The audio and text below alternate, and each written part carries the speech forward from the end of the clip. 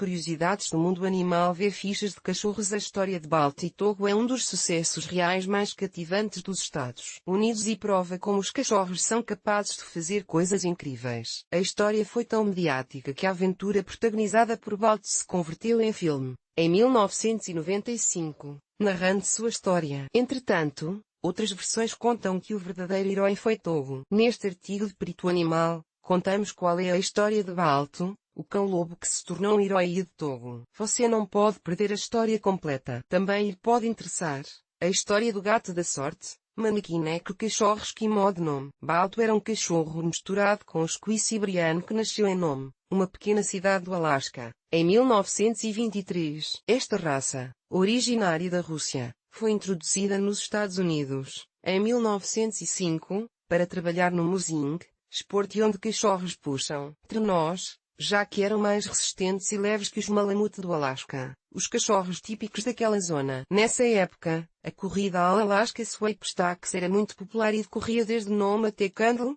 o que correspondia a 657 quilómetros, sem contar com o retorno. O futuro tutor de Balto, Leon Spala, era um treinador de muzzing experiente que participava em diversas corridas e competições. Em 1925, quando as temperaturas rondavam os menos 30 graus Celsius, a cidade de Nome foi atacada por uma epidemia de difteria, uma doença bacteriana muito grave que pode chegar a ser mortal e que afeta geralmente as crianças. Naquela cidade não existia a vacina antidiftérica e foi por meio do telegrama que os habitantes conseguiram descobrir onde encontrar mais vacinas. O mais perto que encontraram foi na cidade de Anchorage, a 856 quilómetros de distância. Infelizmente, não era possível ir até lá por via aérea ou marítima, já que estavam no meio de uma tempestade de inverno que impedia o uso das rotas. A história de Balto e Togo. Uma vez que era impossível receberem as vacinas necessárias, cerca de 20 habitantes da cidade de Nome se comprometeram a realizar um trajeto perigoso,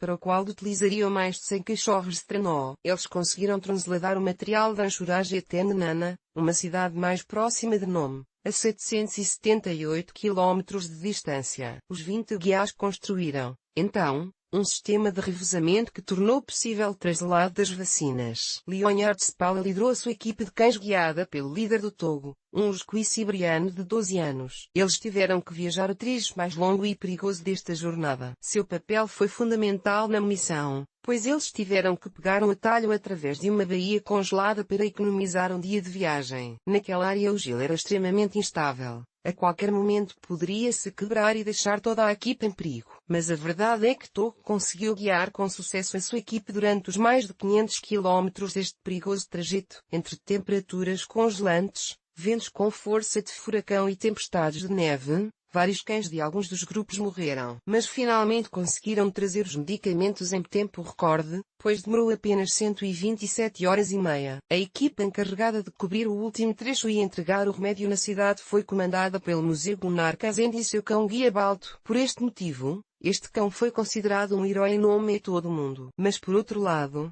no Alasca, todos sabiam que o Togo era o verdadeiro herói e, anos depois, foi revelada a verdadeira história que hoje podemos contar. Todos os cães que empreenderam aquela difícil jornada foram grandes heróis, mas Togo foi, sem dúvida, o principal protagonista por ter guiado sua equipe no trecho mais difícil de toda a jornada. Os últimos dias de Balto.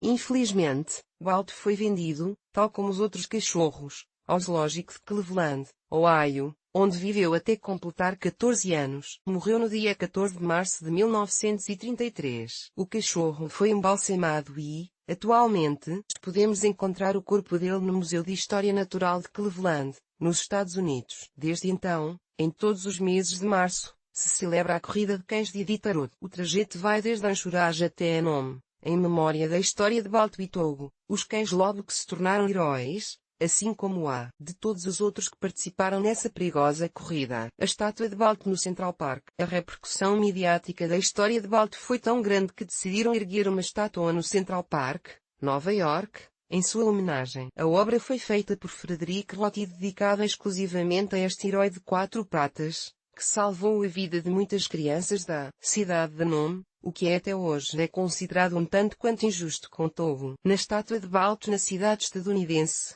podemos ler: dedicada ao espírito indómito dos cães da neve que conseguiram transportaram antitoxina ao longo de quase mais de 1000 quilómetros de gelos ásperos, água traiçoeiras e tormentas de neve ártica em Nana para levar alívio ao desolado povo de Nome durante o inverno de 1925. Resistência, fidelidade, inteligência. Se você gostou desta história, provavelmente também te vai interessar a história do super gato que salvou um recém-nascido na Rússia. Se deseja ler mais artigos parecidos à história de Balto, o cão-lobo que se tornou um herói, recomendamos-lhe que entre na nossa seção de curiosidades do mundo animal.